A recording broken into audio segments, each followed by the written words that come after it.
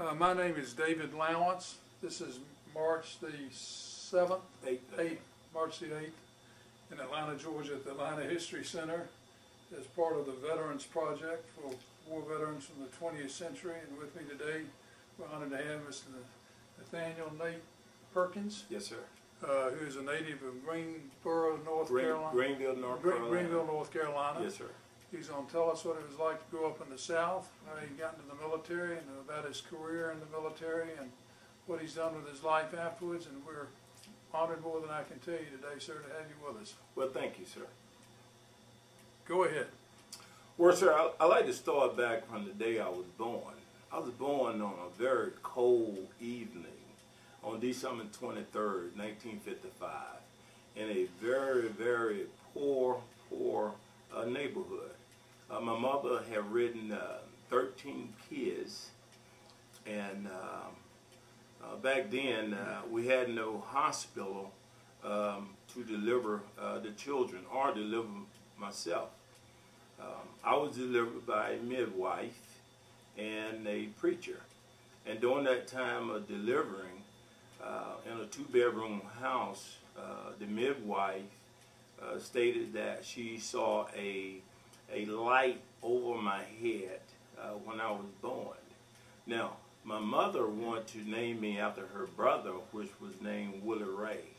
And at that time, the midwife and the preacher stated that no, this child is special.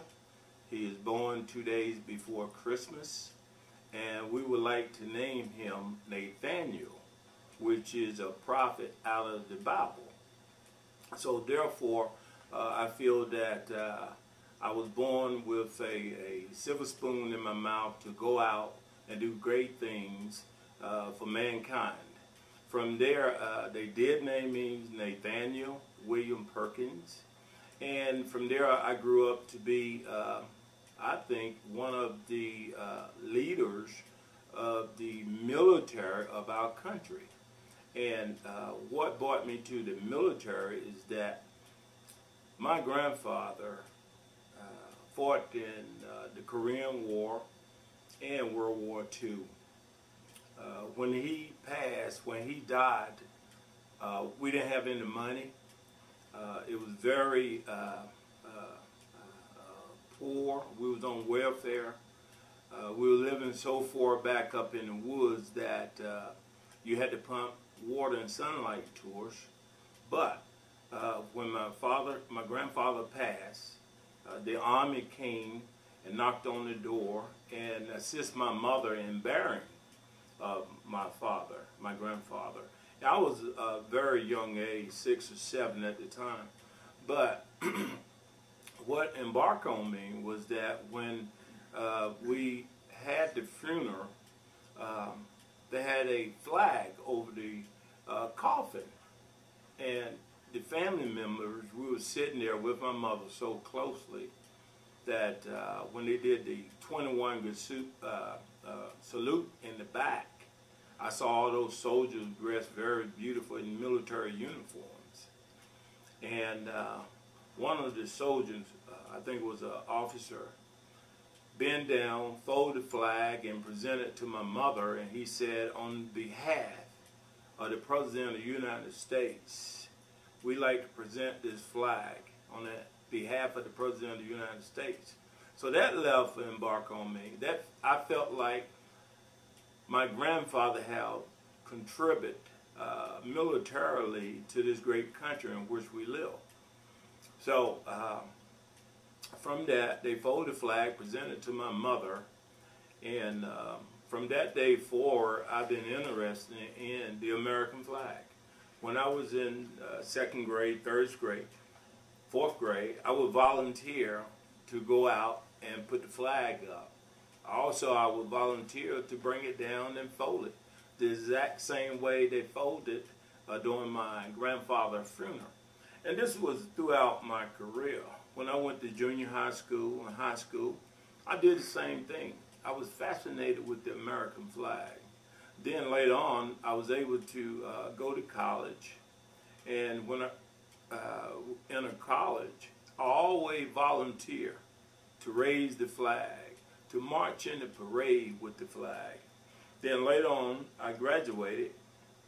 And when I graduated from college, I went into the military at a very young age, out of college, commissioned as a second lieutenant. And so therefore, after 25 years, I still salute the flag, and I believe in the American flag. I tell all the youth, believe in something. Believe in the American flag. If you believe in the American flag and the military history of this country, you can accomplish anything. With the Christianity behind the flag, God bless America. The military, they go out and do humanitarian things. They feed people. They go out and save people. And they go after a warmonger. I tell anyone that is growing up in America, any youth, should sit down, look at our history, and become a member, volunteer your time in the military. One of the greatest things Frederick Douglass ever said back in 1861 was that only thing you can do for a slave is to give him a rifle in one hand and let him wear the U.S. buckle in the other hand. Well, you see, by Frederick Douglass saying that and presenting his case to Lincoln, we was able to join the Union Army. And 144 years later, we produced one of the greatest leaders of all time, Colin Powell, okay? Condoleezza Rice, Clarence Thomas, George W. Bush, the president that we have today.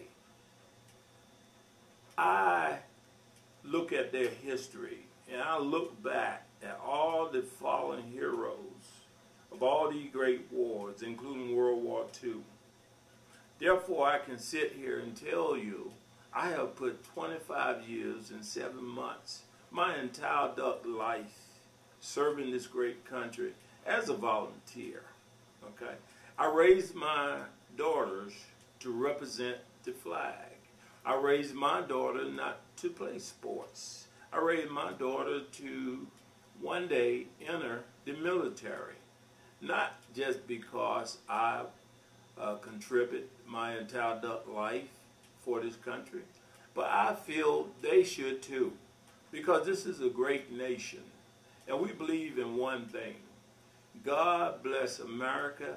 If God bless that flag and bless the country in which we live, everybody will prosper. That's where freedom comes in. That's where freedom rings.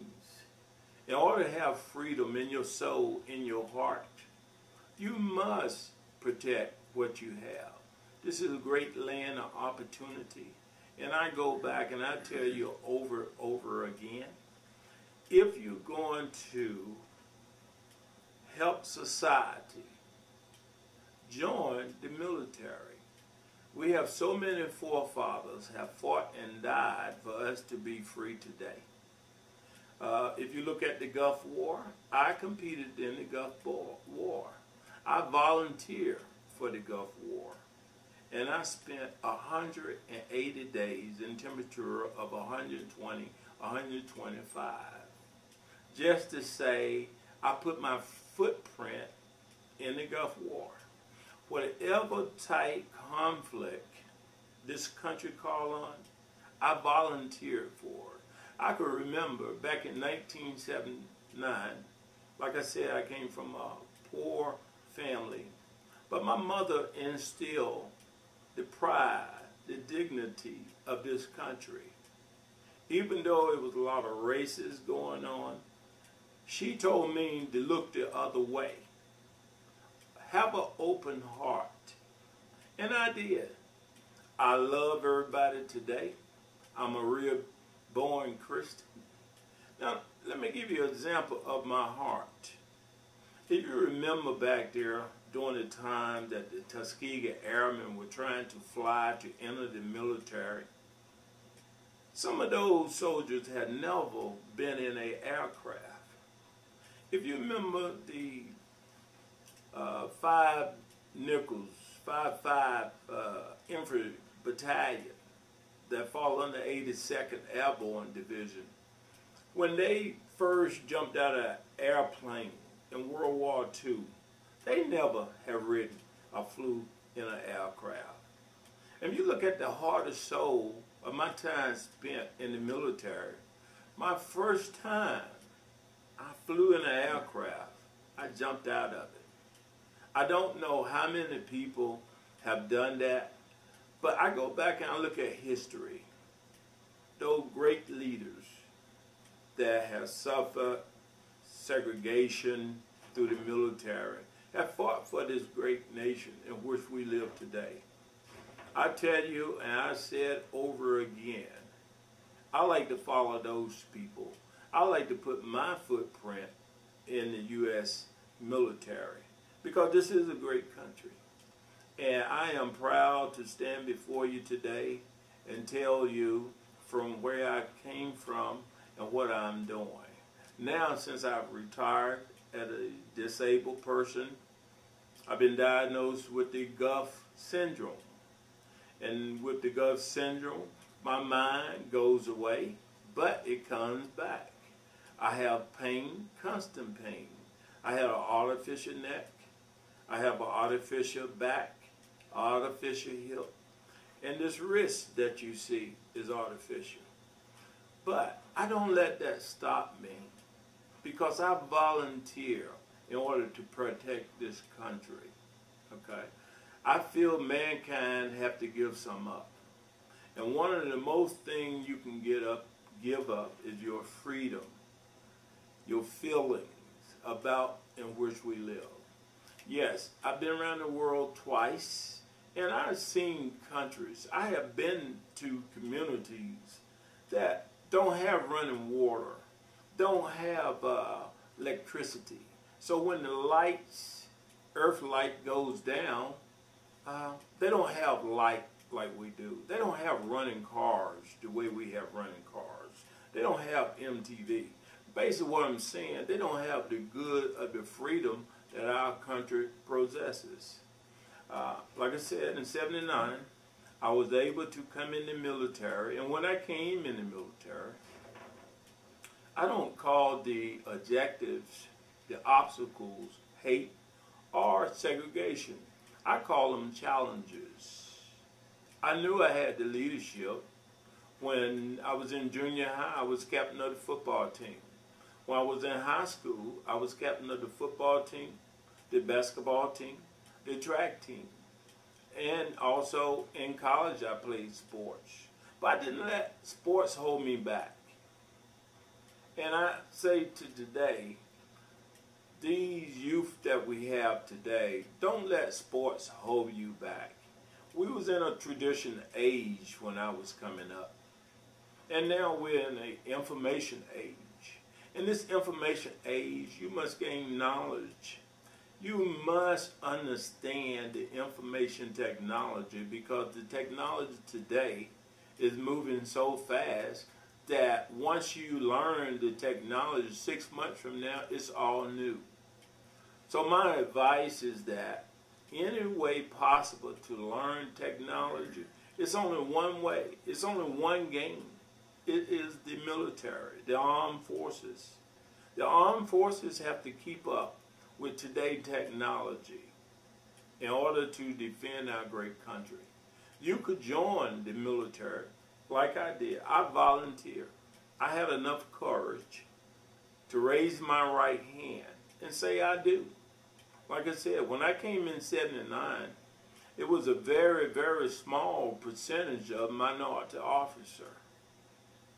But those obstacles, I did not let them stand in my way. I could remember 1979, after I raised my hand, they pinned on second lieutenant bars. Officer was coming up to me and said, "You will only be in 6 months. You will not even make first lieutenant. What school did you attend?" I went to an all-black school. Later, I went to Wake Forest University. Later, I went to and graduated from the University of Texas. Went to the National War College. Went to the Information War College. So I did not let sports or my obstacles stand in my way because I read the history of this country. So basically, I'm sitting here to tell you, after 25 years and 7 months of serving my great nation, it is a way, not just for me, not just for my children, but for the community. I highly recommend that every youth or every kid in school today go out and join ROTC. Join your ROTC program that will teach you about this country, about the history, about the military of this country. It was only 140 some years ago that Atlanta, the city you live today, was burned to the ground. Burned to the ground. North, south, east, or west. Through the process of military and all our forefathers fighting and dying for this great nation, you can see what we have today for Atlanta, Georgia. One of the most popular, beautiful cities in the world. And it was done from our forefather, believing in the Constitution, in that American flag. And that's what I stand for. Wherever you see me today, I have that American flag with me. I love that flag. And I would say, and I would preach to the day I die, every kid in America should join the military. Not for a career like myself, but just join for 2 years. Join for 5 years. Go to school. Learn what your country stands for. We stand for the Christian way. Freedom, love, happiness, equal opportunity, justice, honor, courage for mankind. We represent our past and we work very hard for our future. Now, my bio goes a very long ways. I'm only 49 years old. I have fought in 3 different wars. And I'm here and I'm blessed to tell you that I have been with some of the greatest leaders in the world. I have worked for some of the greatest people that I consider a good example. Colin Powell. Colin Powell today will go down in history.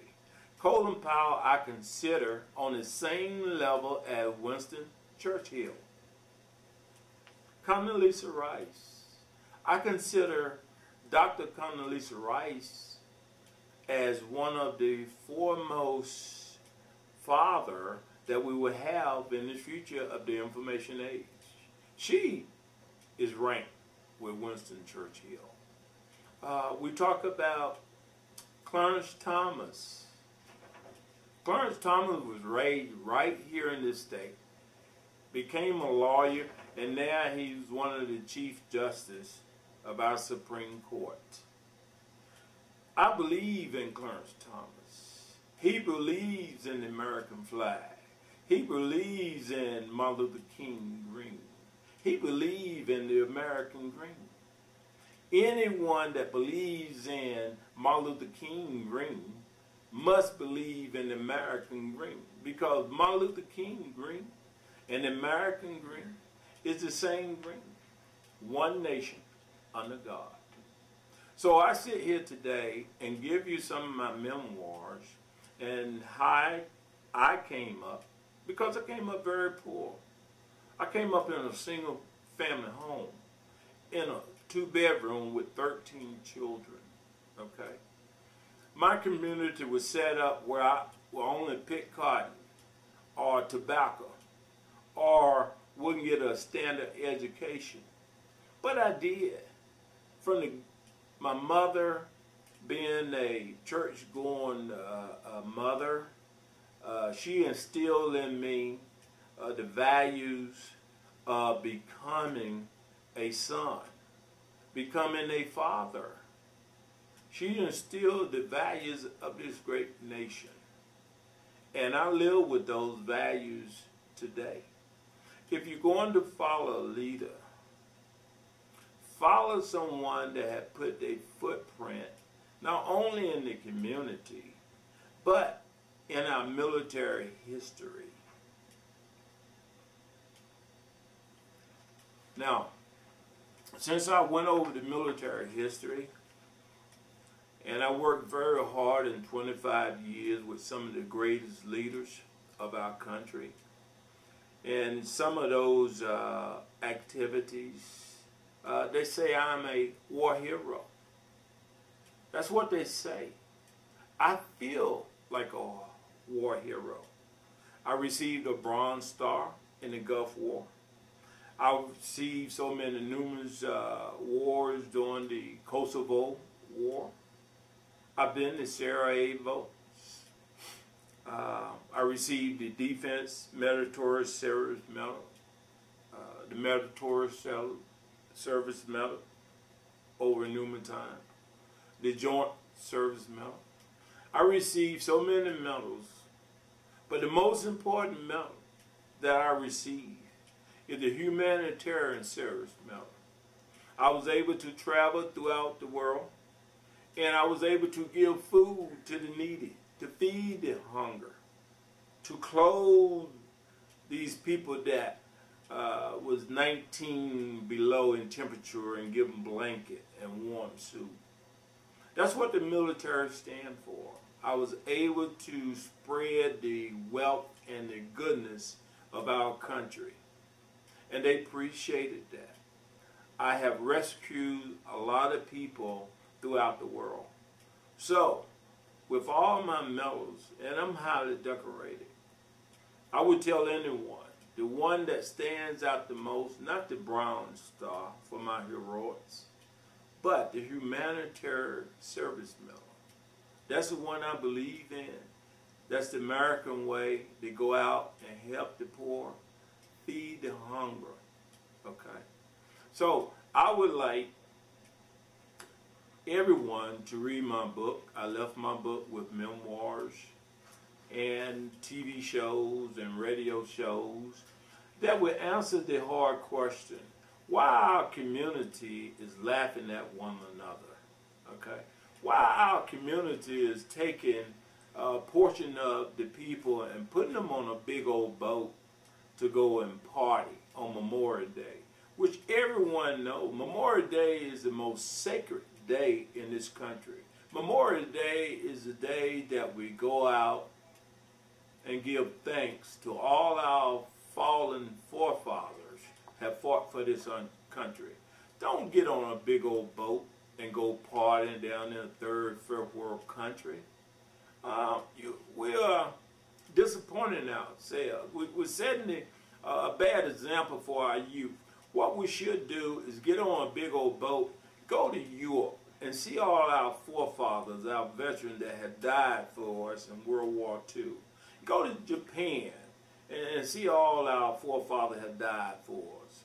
Go to Hawaii during 1944 when Japan attacked Pearl Harbor. Take our community to these type places. Take them to Washington, D.C. to see all those monuments where our soldiers had died in Vietnam. If we're going to help our community, we must focus on our past, like I did when Frederick Douglass stood up and said, every slave should have a rifle in one hand and a buckle on his belt buckle. Those words are in stone in my heart and soul. With that flag, with that buckle, I joy today. And I was able to command 18 months in the Buffalo Soldier, the 1st of the 9th Cavalry, 1st Cavalry, Fort Hood, Texas. I was able to influence a lot of people during 2000, during Y2K. I played a very important role in that. Now, since the country has been on attack, Homeland Security, I play a very important role in the Homeland Security Defense, where I was able to graft a portion of the communication for the Homeland Defense. And therefore, I tell you, I have done a lot of things that will reflect on the country in which we live. It's all in the book. I named the book Nate Perkins Live, Memoirs, We Are the Crossroad. Talk to me. Thank you. Nate, you have no bitterness, and yet you grew up in the segregated South. Do you remember segregation, or is it far enough in the past to where it's not as alive as it was at the time you were growing up in it? Yes, sir. I remember my past like it was yesterday. I remember when all the great leaders of the past, Jackson, Martin Luther King, came to my town in March. I remember what they stood for. Now you have to understand, when I came up, Ferguson versus education back in the 60s, my sister, a good example, Nutritia, my sister, died of cancer. She was only 18 years old. But before she died, she had taken the SAT, which stands for today, and she made a perfect score on the SAT. She was only in high school in the 12th grade, and she received her score back during November, December time frame, and it was a perfect score. But since the high school was all black, and North Carolina said that we agree she made a perfect score, but will she take it over again? So my sister, with sickness of cancer in January, February of that year, she took the SAT for a second time, and she passed, made another second score. And from there, she proved that she was smart enough to attend Georgia Tech, Harvard, Yale, University of North Carolina, Stanford. But before she attended those schools, she died. She passed away of June of that year. And on her deathbed, I said, nor will education, nor will the community of segregation will hold me back. As she died, while I was holding her hand, I promised to her that I would get a better education, and I will not let anything stand in my way of achieving my goals in this country. And that's why I say segregation back then meant a lot to me. She proved she was educated and bright to take the SAT a second time. You have to remember, we were so poor that we didn't have any buildingness in our hearts. 70% of our work came from Mr. Johnson. Mr. Johnson was a farmer, a white man that owned all the land. When my mom worked for him for 30, 40 years, she couldn't read or write, but he was able to give her money. We was on welfare. So to myself, not knowing what money was back then, I remember the welfare cheese. It was a great thing because she did not bring up hate. She brought up responsibility, work hard, and go to school. So when I came out into the community, it was a lot of negative. My heart would not accept negative. My heart would accept anything that is evil because my mother worked me and taught me the right way.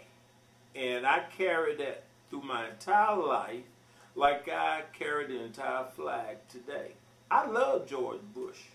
I love what the Republican Party stands for. And when I talk to my counterparts, they have hate in their heart. And as you know, I opened up a Republican headquarters here in Stockbridge, Georgia, to let the community know. Not all white folks are Republicans. It is a lot of blacks that are Republicans. Let the people know. Cut this hate out. Love your neighbor. And you'll love your friend. And you love your friend.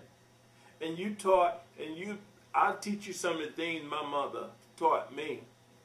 Keep in mind, my mother raised 13 children in a 2-bedroom house. We didn't have a lot to eat. I'm not going to sit here and tell you I walk 5 miles a day just to go to school with no shoes on my feet. You don't need to hear all that.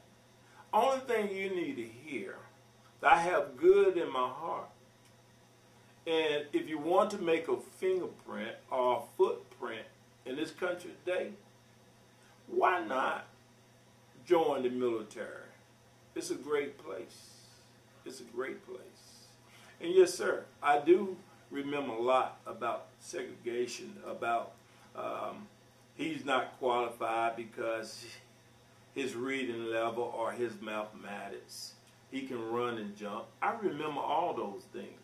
But I wouldn't let those obstacles stop me. You know, I just wouldn't let them because all the forefathers have died for me to achieve my goal today. May I read a letter to you? Yes, sir. It says, Dear Nate, thank you for your great help on my campaign in Georgia. Your state played a critical role in this election, and the Vice President and I were fortunate to have your help in campaigning in Georgia. I am honored by the trust of my fellow citizens, confident in our purpose, and looking forward to continuing to lead this nation for 4 more years. Laura joins me in thanking you and your steadfast support, and in wishing you and your family a wonderful holiday. Sincerely, George Bush, dated December the 21st, 2004. Yes, sir. And there are not many people anywhere who've got a thank you note personally from the President of the United States like you have. Yes, sir. And you should be very proud of it, just as you should be proud of your mother and the way you were reared and the value system that she taught you. Yes, sir. Nate, there's no way I can express my appreciation adequately for your being here with us today and for the contributions you made to this country. And I just hope that every young person in America would get a chance to hear you talk, and I wish they could all meet you like I've had a chance to meet you today. Yes, sir. Thank you so very much. Thank you so much, sir, and it's a great honor being your present. Thank you. Yes, sir.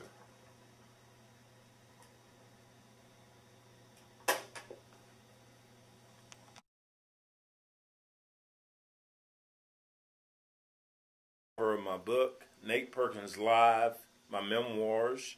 It consists of 145 pages. And if you like to order it, go to nateperkinslive.com.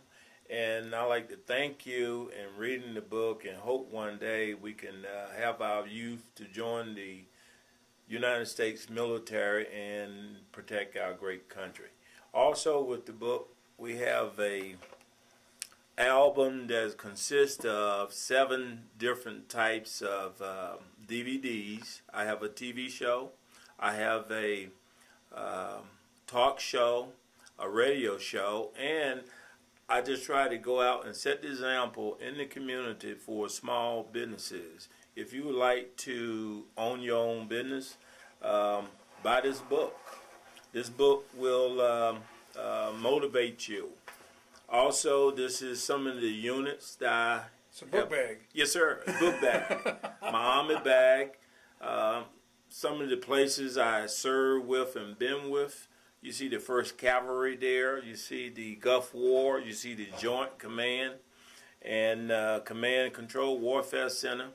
And you see down to the lower right